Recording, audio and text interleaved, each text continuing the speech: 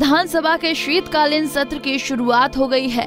सबसे पहले सदन में मुख्यमंत्री पुष्कर सिंह धामी और हवाई हादसे में दिव्यांगत हुए सीडीएस जनरल विपिन रावत को श्रद्धांजलि देते हुए शोक संदेश पढ़ा। शीतकालीन सत्र के पहले दिन सदन में मुख्यमंत्री पुष्कर सिंह धामी समेत सभी सदस्यों द्वारा सीडीएस जनरल विपिन रावत और शहीद हुए अन्य 11 सैनिकों को श्रद्धांजलि दी गई। इस मौके पर मुख्यमंत्री पुष्कर सिंह धामी ने कहा कि जनरल रावत के निधन से पूरे देश की अपूरणीय क्षति हुई है। विधानसभा सत्र का पहला दिन था और हमारे देश को और विशेषकर हमारे प्रदेश को जनरल विपिन रावत जी के निधन से बहुत बड़ी क्षति हुई और आज पहले दिन का हम लोगों ने उनको समर्पित किया है। 3 दिन का यहाँ राजकीय अवकाश घोषित किया है। उनका जाना हमारे पूरे भारतवर्ष के लिए, पूरी सेना के लिए, सभी लोगों के लिए, आम जनमानस के लिए बहुत बड़ी क्षति है। जिस प्रकार का एक अदम्य साहस, वीरता उनके अंदर थी और जितनी सादगी और सरलता उनके जीवन में थी, वो किसी से भी मिलते थे तो उसे अपना बना लेते थे और एक अलग प्रकार का उनका कार्य करने का तरीका, हमेशा छोटी छोटी चीज़ों पर उनकी अति संवेदनशीलता और पहाड़ के प्रति कि यहाँ का कैसे पलायन रुकेगा, यहाँ पर कैसे रोजगार के अवसर होंगे, यहाँ पर जो सैनिक परिवार हैं उनके कल्याण के लिए कौन सी योजनाएं अच्छी हो सकती हैं, शिक्षा के क्षेत्र में क्या हो सकता है, जब भी मिलते थे। और मैं व्यक्तिगत रूप से भी बहुत आहत हूँ, बहुत कष्ट हुआ है, बहुत दुखी मन से आज मैं उनको अपनी श्रद्धांजलि अर्पित करता हूँ, क्योंकि मुझे अगले 10-15 दिनों के अंदर उनके साथ मेरे पूज्य पिताजी की जो रेजिमेंट थी, महार रेजिमेंट सागर में मध्य प्रदेश में है, और उन्हीं के द्वारा ये कार्यक्रम वहाँ पर वार मेमोरियल में जाने का और वहाँ के सभी सैनिकों और सैनिक परिवारों से मिलने का था। तो निश्चित रूप से मैं बार बार उनको याद कर रहा हूँ, उनका चेहरा मेरे सामने आ रहा है कि नियति को कुछ और मंजूर था। ऐसा लगता ही नहीं कि हमारे बीच में नहीं है। जनरल साहब, आप हमेशा याद आओगे।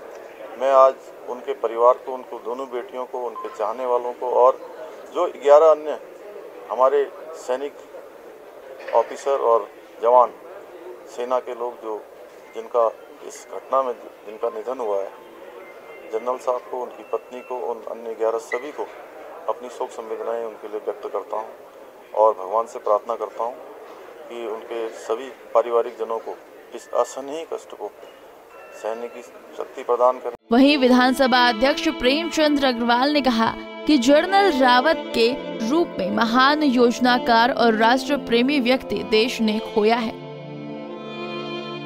जनरल विपिन रावत जो निश्चित रूप से हमारे उत्तराखंड में जन्मे और जिन्होंने एक साधारण से परिवार में जन्म लेके और एक छोटे से गांव से जन्म लेके और सीडीएस तक का सफ़र तय किया, वो आज हमारे साथ नहीं है। यानी कि कल उनकी जिस प्रकार से हेलीकॉप्टर दुर्घटना में उनकी पत्नी की और साथ में 11 अन्य सैनिक अधिकारियों की एक शहादत हुई है, तो सबसे पहले तो मैं उनको श्रद्धांजलि अर्पित कर रहा हूँ।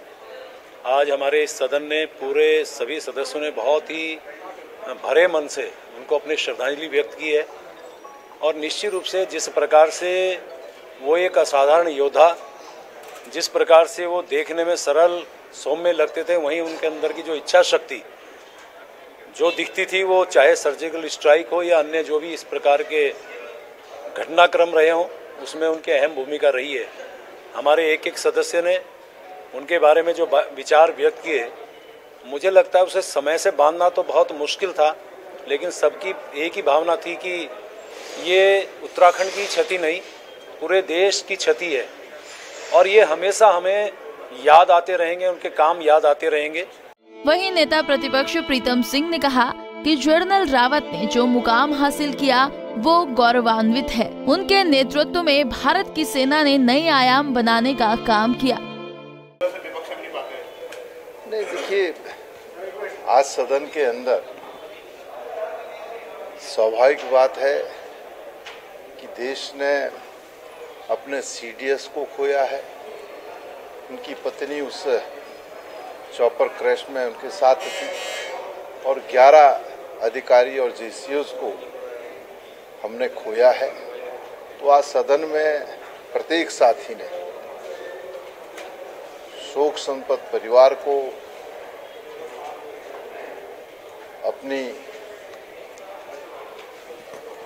संवेदनाएं भेजने का काम किया और साथ ही साथ हम कहना चाहते हैं कि विपिन रावत जी इस उत्तराखंड की जमी से जो है पैदा एक ऐसे सीडीएस रहे जिन्होंने बड़े लंबे सेवाओं के बाद इस मुकाम को हासिल करने का काम किया। आखिर में 2 मिनट का मौन रखकर जनरल रावत और उनकी पत्नी और हेलीकॉप्टर दुर्घटना में मृत अन्य सैन्य अधिकारियों को श्रद्धांजलि दी गई। सबसे पहले मुख्यमंत्री, विधानसभा अध्यक्ष के साथ ही सत्ता पक्ष और विपक्ष ने जनरल रावत के चित्र पर पुष्पांजलि अर्पित की। बता दें कि एक सैन्य हेलीकॉप्टर तमिलनाडु के कुन्नूर में दुर्घटनाग्रस्त हो गया था। इस हेलीकॉप्टर में सवार जनरल रावत और उनकी पत्नी साथ ही अन्य सैनिक अधिकारियों की हादसे में मौत हो गई। पंजाब केसरी टीवी के लिए देहरादून से कुलदीप की रिपोर्ट। हमसे जुड़े रहने के लिए हमारे YouTube चैनल को सब्सक्राइब करें और नई वीडियो की नोटिफिकेशन के लिए बेल आइकॉन को दबाएं। अगर आप ये वीडियो Facebook पर देख रहे हैं तो लाइक जरूर करें और ज्यादा से ज्यादा शेयर करें। धन्यवाद।